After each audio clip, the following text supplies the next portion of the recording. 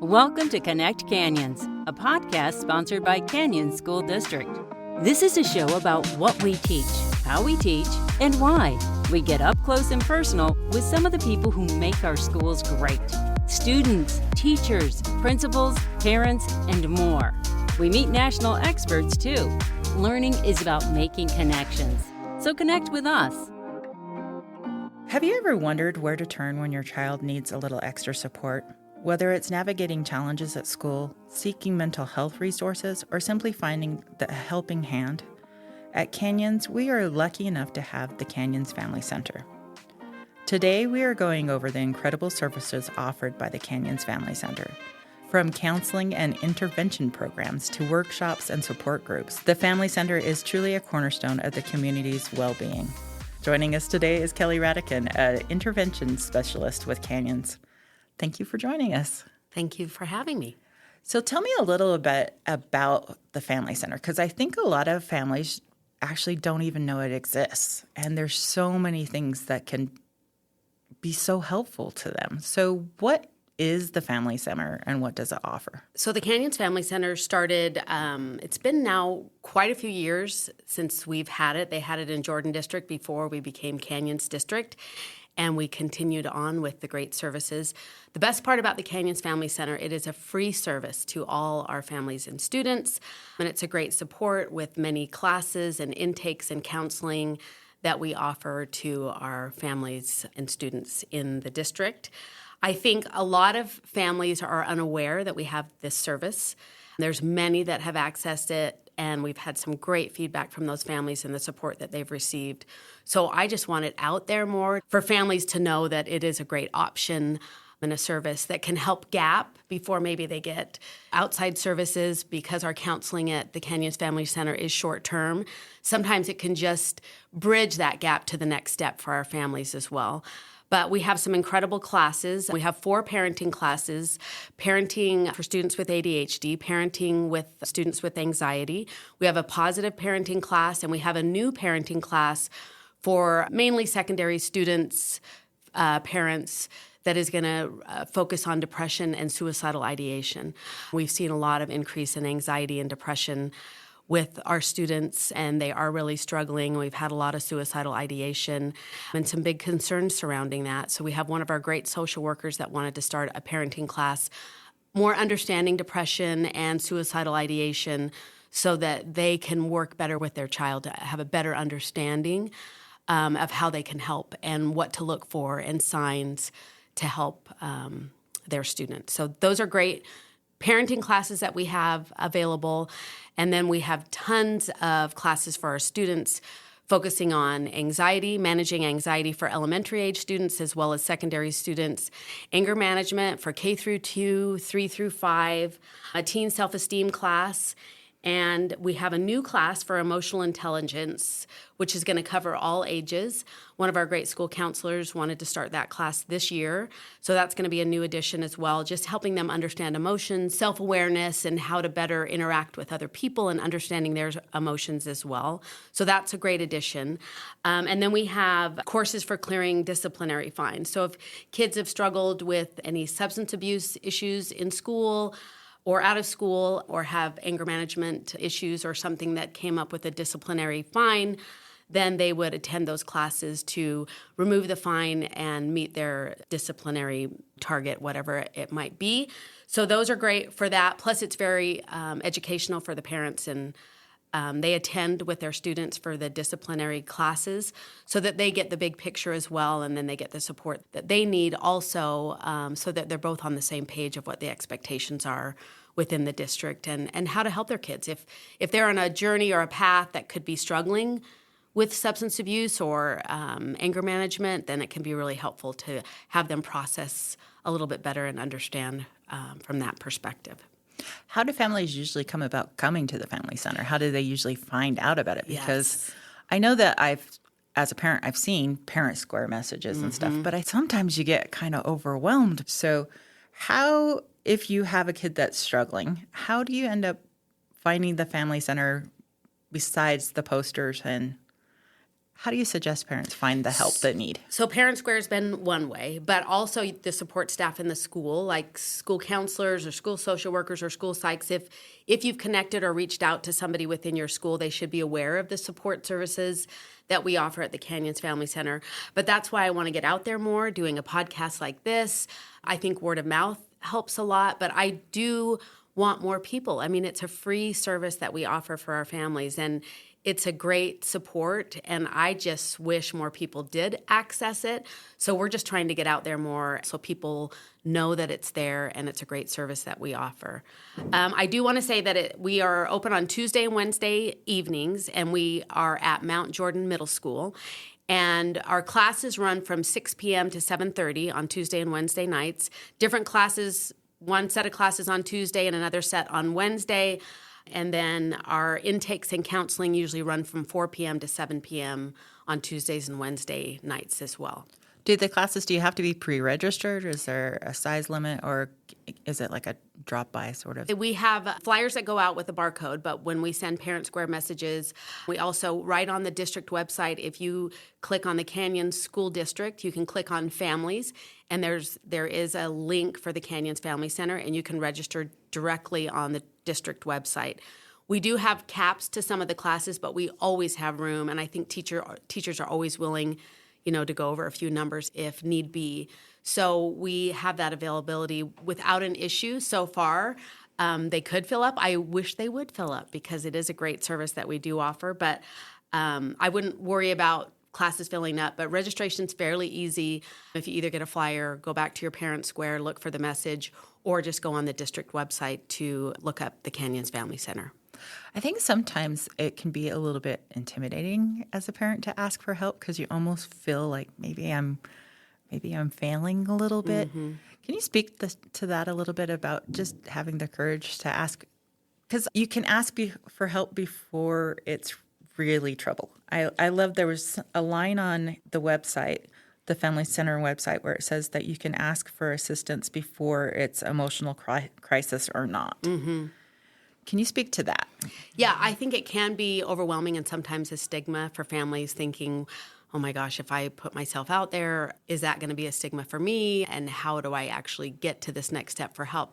I would just look at it as not that I'm in a position where we're at a crisis point, but this is an option for us to learn more, to understand more about ourselves, and to maybe make some better choices in parenting, and for your child to make better choices and understanding their emotions and how they're handling things and how to move forward. That's just part of life, learning about how we can best move forward and how we can make great choices to have a healthy future for ourselves. So I wouldn't want anybody to feel like it was a stigma to go to the Canyons Family Center. It's just a great support, and it's really educational.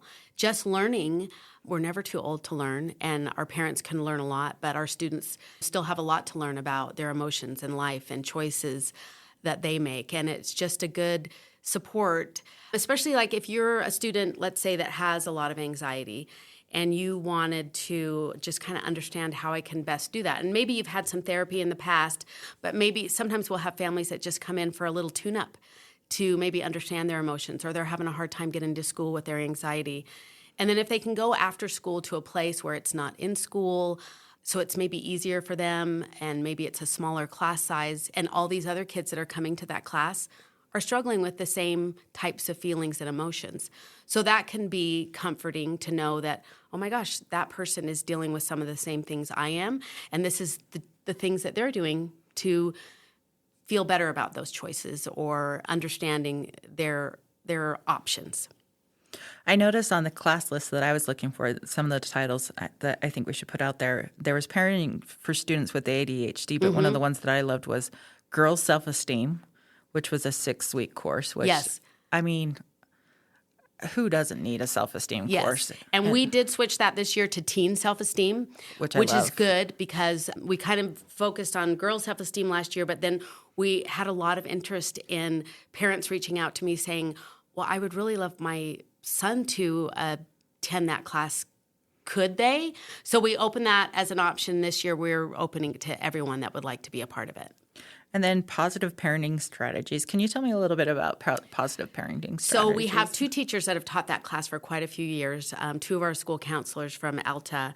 And it's just a lot of steps to kind of help you kind of look at parenting your students in a positive way, not focusing on negative things. I know we get short with our students. We get angry. We get upset. We want them to do their homework. We want them to do these kinds of things. And it's just a way to look at approaching things a little differently with your students. So you could step back and say, okay, how am I approaching this situation? Could I do it differently? Could I handle this situation differently?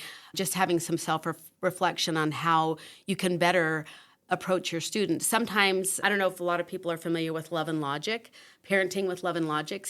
It gives some power back to each of you in a way, because you're giving choices to your student or your child that you're okay with. Like, you can do this or this. It's your choice to choose which one you want, but it's also something, both of those, you'd be okay with the choice that they had. So that gives them some options and choices and a positive way of putting some power back in your child's lap without feeling like they had to comply with directions or whatever it might be. It just gives them some more options and choices and a positive way to interact. Now, are we perfect all the time? Absolutely not. We've all made mistakes as parents, and sometimes we just have days that aren't great, right? And we get upset, or maybe we've had a bad day at work and we bring it home with us at night. But sometimes we need to keep ourselves in check and understand how we're coming across and how we can best support our students and children to be the best that they can be. But also they do need to comply with our expectations as well. Absolutely. Now, I think your title is a really interesting title of intervention specialist, because I think sometimes you could look at that as you'd have to be in an extreme position to have to intervene, but really that's a kind of a pause and reset button in a lot of these classes. Speak a little bit about all the things that intervention specialist does. So my title's prevention specialist, but it still is intervention in a way. So I'm over all the substance abuse prevention in the district, suicide prevention in the district. I'm over the Canyons Family Center. And then I'm also over our school-based mental health therapists that we now have in almost every one of our schools. All the high schools, middle schools, and the majority of our elementary schools have an outside agency that is placed in our schools as a therapist. So our support staff can refer our students for therapy in school, so we don't have the barriers of parents having to take their kids out of school to get to therapy in the middle of the day. By the time you leave and come back, it could be almost 2 to 3 hours. Or if they're taking them after school, they might have activities that they have to do after school. So this is a way to get our kids that are really struggling, maybe with depression, anxiety, or trauma, to have some support in the schools with school-based mental health therapy. And that's been a great addition that our district has implemented for quite a few years, and it's been incredible. That is a great thing. And then I do mental health screening nights, and we have 7 of those a year, and we do send those out on Parent Square, but that is a great option. So if you, let's say you might not be able to attend a 6-week class at the Canyons Family Center, but you were kind of worried about your child and they were struggling with some emotional issues, or they'd been saying some things that you had concerns about. The mental health screening nights, as I said, we have 7 a year. We don't offer in December and May when it's the craziest time in our schools. But every other month we will have them at all our various middle schools, so it could be pocketed in the areas in which you live. The families will come. They'll complete a mental health screener, and the parents also fill out a questionnaire about maybe some of the behaviors and worries that they have about their child. Then you'll meet with a screener, go over the screening results of the mental health screener that we administer to the students, and then they'll process through supports within our district, out of the district. Canyons Family Center is used a lot as a referral for a lot of our families that might not be aware, and that's been a good referral system as well from a screening night. But those are great supports in that way. And then I'm also over positive behavior plans in our schools. So I help support our support staff through the plans that they put in place for reinforcement in their schools for students, so that they have the tools that they need to implement some of the things regarding substance abuse and suicide and mental health awareness also. One of the things that I love about Canyon School District is that we look at the whole child in Canyon School District. Is that normal for most districts at this point, or is that kind of... Well, I do feel like Canyons is really way ahead of the curve on supporting the whole child. I worked as a school counselor for 16 years prior to coming to Canyons School District, so I was in a completely different area. And when I moved here and moved into my position, I was incredibly impressed with the mental health supports that we offer in this district. Not only most of our schools have a school social worker, school counselor, school psych, just so many wonderful supports in addition to all the mental health supports that we offer. It's pretty amazing. And I will say I have a lot of people from other districts reaching out to us to say, how are you doing this? What do you do? How are you implementing mental health screener nights? How do we do it? And they'll come and shadow us on mental health screening nights. So I feel like we really are doing some amazing things. And I'd only like to do more amazing supports for our families and students as well. As a parent, I'd put a shout out to other parents to know that those are out there, and they don't have to be when you're in full crisis mode. I know that I didn't realize for the longest time, even working for the district, all the things that were available to me. And I was in a position where I could see one of my children was struggling. Mm-hmm. And I wasn't quite sure. Grades weren't really going down or anything, but I could tell that there was definitely some issues going on. And I was talking to someone at work, and they're like, have you talked to your school counselor? And I was like, well, why? He has his classes are in order, and the grades aren't bad. Why would I do that? And they were like, duh. There's so many things that can be done beyond that because you're talking about anxiety. There's things. I was like, well, we can hire a counselor. And they're like, well, there's things that Canyons offers. Yes. And once I went into the counselor, I was blown away. Even as an employee of the district, I was blown away at all the things that were offered just through the school and little classes that he was able to take through his school during the day, little anxiety breaks and all the different things. So I would really put a call out there to parents of don't wait. Like if you see those problems, go talk to the front desk of your school. Find out what's available no matter what grade. Yeah. Go to your school counselor even if their grades are high because it doesn't mean that they're okay always. If you're seeing little warnings, definitely pay attention because sometimes, it really does take a village. It's not easy, especially now. I think with all of the social media and all of the pressures that we have on us as a society, it is hard. It is a lot. It would be hard to be a teenager right now, I feel, or even younger in middle school and elementary, just facing different challenges than we did. Yeah. And the supports are really needed. And we were just discussing wellness rooms when we were, coming in here. And that's been a great addition for kids to just take a brain break and kind of, get it back together for a minute. And that's also another support our schools offer, which I think is amazing. It really is important to know that. And I think a lot of the families have been in your position where they'll come to a mental health screening night and our screener will sit down with the family and say, okay, these are all do you know who your school counselor is? Do you know you have a school social worker? Those school social workers are running groups. They're running anxiety groups, divorce groups, maybe grief groups, whatever it might be. There's just so many services and supports within our district that I also agree that our families are unaware of. And your first line of support is just reaching out to your school counselor or somebody that can lead you to the right person so you can, okay, let's dig a little deeper. And sometimes families get, funny about like, I don't want to bring this issue to school. I understand that too. If you're more private and you don't want that piece of it, or they feel like if they ask for help in that way that it's going to stigmatize their student or that's going to be an issue. It really isn't. Everyone that works in the district is a professional and they understand what your student needs. That's what they do for a living. That's what they've been trained to do.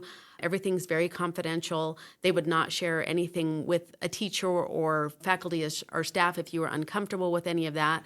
So I hope people understand that it's okay to reach out to your school for support. But then outside of what the school offers, we do have those supports like mental health screening where you can just go in and out. Nobody has to know that you're there. Parents get to choose if they want me to share that information with their school support staff after we meet, or if they don't want to, nothing goes to the school, and we just support them maybe with some outside supports or Canyons Family Center where they can just go. Most people wouldn't know that you're, going to be at the Canyons Family Center. So that shouldn't be a stigma to going to those classes as well. I think it's exciting how different it is from when we were younger, though, because I think back to having grown up as an anxious child, what was available when I was a kid in school versus what's available now. And I think some of that going into adulthood is why we need to reframe it for adults, because I think that's probably why I went forward and thought, well, there's nothing available because there wasn't when I was a kid. Sure. And so I think that's maybe why we need to train ourselves as adults to say, yeah, It's okay. it's okay. It's okay to get help. It is 100% okay to get help. Well, thank you so much for coming in today and Yes. for the extra reminder that at Canyons we truly care about your kids and we're here to have your back. Yeah. So, I appreciate you having me. and what were the dates again for? So classes will start September 10th. So we do a semester 1 class schedule and then a semester 2.